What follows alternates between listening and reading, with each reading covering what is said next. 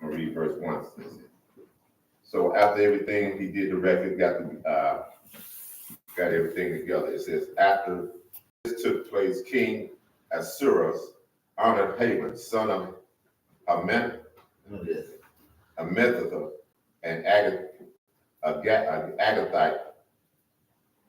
He promoted him into rank and gave him a higher position than all the other officers.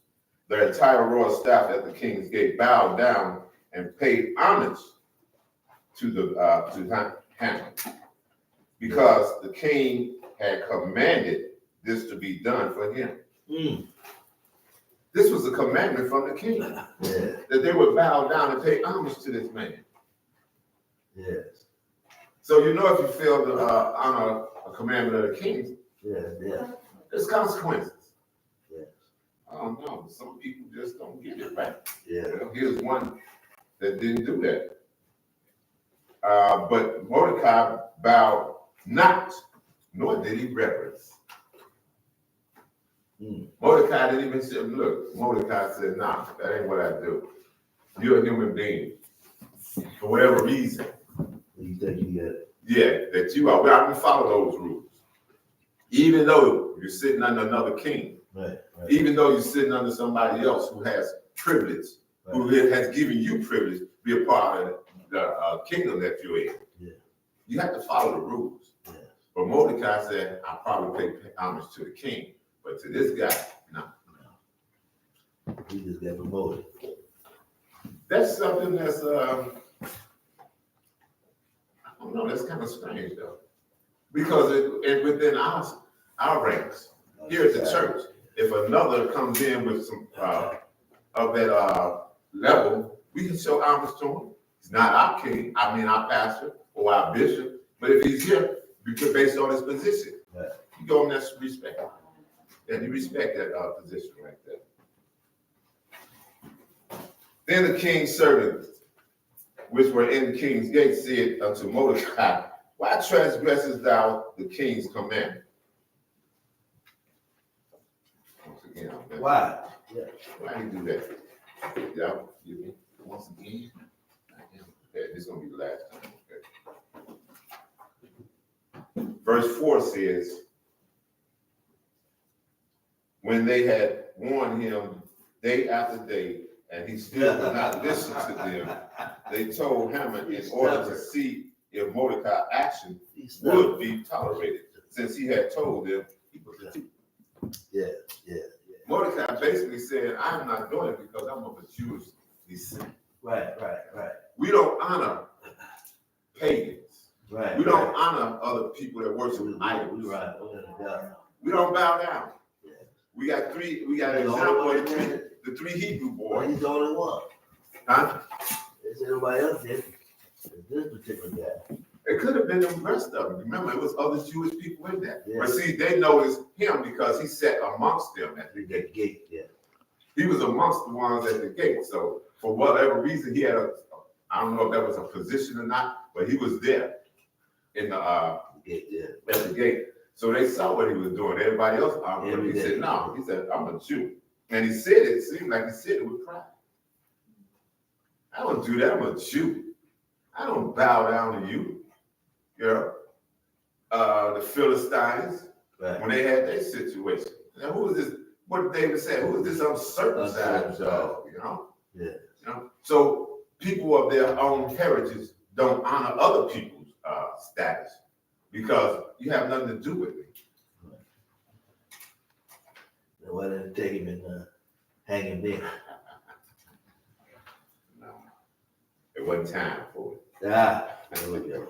Verse 5 says, and when Haman saw that Mordecai bowed not, nor did he reverence, then was Haman full of wrath. I'm going to get you. Oh, you ain't going to bow. You ain't going to bow, huh? Oh, I'm going to get you. But see, it went further than that. Yes. You know, it starts to remind you of what happened with for whatever reason that Hitler had something against the Jews. Right. You know, or for whatever reason that our enemy have something against us. Yeah. We don't know how that started out, but it got to the point that we have an enemy, yes, but we don't know why. Yes. Why that man hate us so much? What do we do besides try to live? Right. You know, they have to look at the reason why, if they didn't want us here, that we are here. Right. You know, we didn't just jump on the boat and come by ourselves. We didn't get no free sailing and got on, hey, we going, no, we didn't do that. You know, our ancestors were brought over here. Right. But then you get them over here and you use them the way you want to use them, and then you disrespect them and now you hate them. Yes. So you should have just left us alone. Yeah. That's another story. Yeah, you take it a step further. Not we was just brought, we was forced. Right. Okay. We didn't volunteer. We was forced to come over here. Now that we're here, Right. now you got issues with it. Well, we had issues with coming. Right. Okay. It didn't bother you to bring us. But after you done got out of us what you could for free. You better cut it. That's Mordecai right there. Yeah, you know, for Let's whatever reason. Let's get all this vote. Yeah, so what else? And verse 6 says, and he threw scorn to lay hands on Mordecai alone. First, he was going to do it alone. Mordecai, you just don't go. Right. Just stop thinking, nah, it ain't just you. I would get rid of all of y'all. Yeah. I would get all of y'all. Y'all all look the same. Right. Because you represent the seat. You all Yes. represent the same thing. Right. Yes. You know, and we have some people right now of our own that say, oh, I don't have no problem with them because the way I carry myself. Really? Because you don't have to walk around, you know, bowing or reverencing them all the time and thinking you get respect from them. House man. There you go. You know, See, just you kowtowing don't mean you get respect because they don't do anything to you. right. That's because light skin. That's because all you're doing is doing what they want you to do. Right. You know, you're not being who you are. Yeah. And when they get ready with you. So if anything break out, you think they're gonna say, oh, don't mess with that one right there? Because that one been kowtowing to me all this time? Or you think they're gonna no. If it's gonna break out, everybody gotta go. Everybody gotta go. And this is what was going on with the children of Israel right here. Yeah. You know, everybody was gonna go. Poor hand. Yeah. So after Mordecai realized this, he said, you know what, I'm gonna go back and talk to the king. I'm getting rid of all of y'all. And I'm gonna get the king to get a decree that all y'all got to go. Go hand. Yeah. Verse 4, so we go to next chapter, verse 4 through 7, it says, and Mordecai told him of all that had happened unto him. So now I got to go back because it's a different situation. Yeah. After Haman felt the disrespect, he went back to the king and told the king, look, those Jewish people, see, he didn't just say Haman. Mordecai. He said, those Jewish people been disrespecting you, king. Yeah. He don't follow your commandments. Right. Right. He's not following your commandments. Right. They're doing whatever they want to do. They don't think they need to show reverence to you or whatever you say. Because they God. Yeah. They thinking they're above us. Watch it. Yes. They thinking they're above us. So now we Rebel. got to get rid of them because they're going to be a problem. Yeah, they're going to rebel. If we look at the story of Tulsa, Oklahoma, when the people, black people had there, they call it Black Wall Street. Right. They were living their life, doing their own thing. They weren't worried about nothing. You have other people that saw that. You a problem. Yeah. See, y'all taking care of y'allself. Y'all a problem to us because you're not relying on us. Right. But now you get your commerce together, your finances. Now you might build your army or something. Now you might come up. Now you might think you're the same as we are or better. That's where the saying came from. Nothing is more dangerous than a black man with an education. There you go. We're not supposed to be able to think for ourselves. We're not supposed to be able to have a life, but they forgot where they took us from. Right, we were kids. What do we think we were doing over there? We weren't just swinging in trees and chasing monkeys. No, we living a life. We had kings. Civilization. Yeah, we had kings. They had order. Yes. Strict order. You're not supposed to come over here and learn anything. Or You're know supposed anything. to remain a slave. Right. Or know anything when you got here. You're supposed to be ignorant. You're supposed to be dumb. You know? Monkeys. So how is it that you were surviving over here? How is it that you're doing what you're doing? Because God was in the picture all along. We were just separate people, but God had given us ideas on how we could survive as well. Right. You know, it goes back even into Jesus' time that as long as he didn't have a following, they was okay with him. Okay, as long as the people wasn't following him and listening to him, it's all right. Let him have to go about his business. But as soon as you start getting a following and people start listening, talking, and now you got to shut this down because they're getting too strong. Yeah. Oh, God told you at Tower of Babel. Yeah. That you can put them all together. If they all get the unity, you can forget it. Yeah. They can do anything. Look at when we had our little Black Panther thing, you know, for whatever we're standing for, you know. As long as you had gangs out there fighting against each other, no big deal. Right. But the moment the Black Panthers came along with a positive attitude and positive meaning, you got to get rid of that. Right. Because those people would start coming together. Those people. Yeah, those people. Right. Would stop adhering just like Mordecai. Won't follow our all laws. Police forces. You know? They'll start doing their own thing. They'll start thinking that they're human beings, that they got rights, they got privileges. No, you can't have that going on. You can't have that going on. Here Mordecai was had the same situation. He was like a Eldridge Cleaver. Yes. Or Bobby Hewitt. What was his name? Huey Newton. He was like a revolutionary at that point. That's what it looked like to Haman. That's what it looked like to him. This guy's not following rules, and that's going to be a problem. So he sent out the decree that we're going to kill every last one of them. And he took it upon himself. I'm going to go give my money. I'm going to get money and put it in the treasure. And now you got what? Bounty hunters. Yes. For anybody that bring them in, they're going to kill them. Certain day. They're going to be up. There you go. Yes. Now, because whatever they did, they put the money in the treasury. Then he brought the scribes together. And then he got the counselors together. And they threw lots. Until it got to the point they said, on this particular day, at this particular time, on this particular month, in this particular year, this one is all going to take place. Scribe wrote up the letter, sent it out to everybody, and this is where we got what Mordecai found out.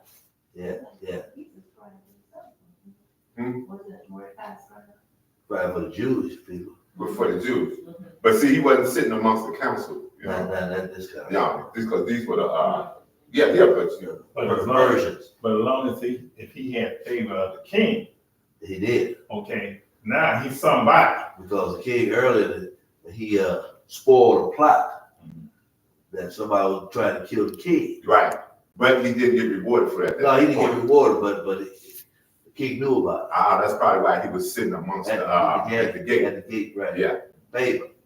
Yeah, he did, and that's just what you said. Thanks for that. He did find out that it was a plot, and they found out it was true because he told Esther. Go tell the king what was going on. And then he found out, that is true. Somebody trying to kill me. Get rid of them. Get them, But no reward was given to Mordecai at that time. So right now, Mordecai is in this position now where he finds out, you know, somebody bring him information. that they're gonna kill not only me, but every Jew in every province. Remember, it's 127 provinces. It's a lot of folks. A lot of folks. And then remember, this king was ruling from India all the way to Ethiopia. Right. He was over that whole area. Region. So here we go. Now the setup is that now Mordecai's got to say, well, how am I going to be able to help us get through this? You know, 'cause I don't have any position. No. I don't have an entourage. I don't have an army. Right. You know, but I do have a situation. God has set this thing up. I got a ram in the bush. Ain't that what they call it? Yes. I got a ram in the bush, and this is what he do. First thing he does is what? He gets sackcloth and ashes. Yes. And he starts what? He goes into mourning. He goes into mourning because and Mordecai told him, okay, so she had found out at this point, but this is picking up at another spot. Mordecai, when he found out, he went to sackcloth and ashes, which is the way the Jewish people show how they feel about a situation. Okay, they go into mourning to get the Lord to look down on them. You know, that's their way of sacrificing to the Lord. Here at that point, after that, it was told throughout. I guess the word was going around, and they got back to Esther that something's going on with Mordecai. Right. Why is he out there sackcloth and ashes outside the city, outside the gate? Because he couldn't come into the gate like that. No. Because you're a Jewish person, and you don't come in here with this worshiping within the gates of the king, because he's not Jewish. Right. All right. So at that point, word gets to her. She goes back and says, "What's going on with him? Find out. Give him these clothes and tell him to come here." Mordecai refused to put on the clothes. Yeah. He said no. He goes back. Said the messenger goes back again, tells her what's going on. So then it says, and Mordecai told him of all the messenger. the messenger that Esther had sent to Mordecai. And it says, and Mordecai told him all that had happened unto him, and of the sum of the money that Haman had promised to pay the king to the king's treasury for the Jews to destroy them. Yes, it was a bribe. Yes, he gave the money to the king, but it was to use as bounty money. What the king didn't know. No, he did know. He didn't know they were gonna kill all the Jews. No, not that part. Yeah, that right. Part, yeah. You know, the plot, when he thought it was just for Mordecai, but could have been that he understood. I guess at that point he just didn't care about too much of stuff, because whatever you say, you second the charge. Right. You see what's going on. You have. Yeah, you see what's going on. Don't even worry about it. If you say that's what's got to happen, let it happen. Right. Mordecai said, "Good, now I got free reign. Haman, Now I can do whatever I want to do." I mean, Haman, yeah. And Haman said, promised to the treasurer to destroy them. Also, he gave him the copy of the writing of the decree that was given to Shushan to destroy them, to show unto Esther, and to declare it unto her, and to charge her that she should go unto the king to make supplication to him, and to make requests before him for her people. Yeah, intercede. Yeah. So now I need you to do something. Like I say, the ram in the bush. This is the only option I got. Right. I can't appeal to this man that I done disrespect. That's why I'm in stop with that. This is why he explained. I can't put myself before him and start pleading my case, because I disrespected him. Right. And according to him, the king already gave him permission. And remember, the king had given him the signet ring. Yes. And when the scribes had wrote up the letter, he put that on there. That's it. Sealed. Once it's sealed and signed, that's it. Yes. Signed, sealed, and delivered. Right. Their fate was already at hand. Sure. Yeah.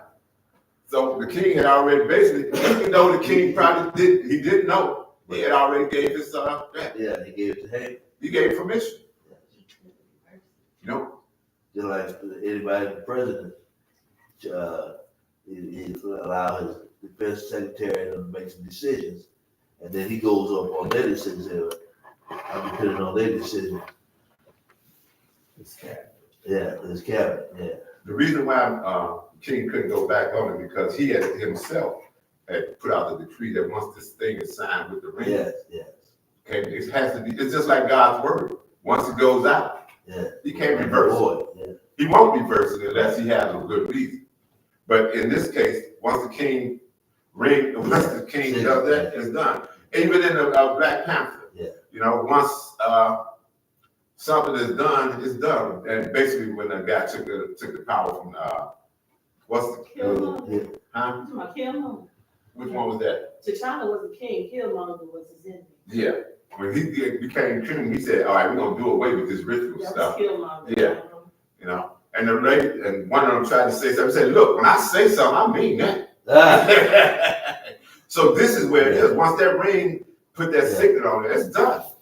You know, even if it's just like when Daniel had to go into the lion's den. Yeah, he made a signet. Yeah, made a signet. Yeah. You know, so once that was done, Daniel had to be eaten by the lions if the lion was gonna eat him. Right. But God Right. was in a picture. I done held the old up for a long time, so I'm gonna get a good reader, and we're gonna go finish this out. So right now we know that Mordecai has gone to Esther because Esther is the only hope that they have. Yeah. So nice reader, good reader, wonderful reader. Would you please do up until 12? Yeah.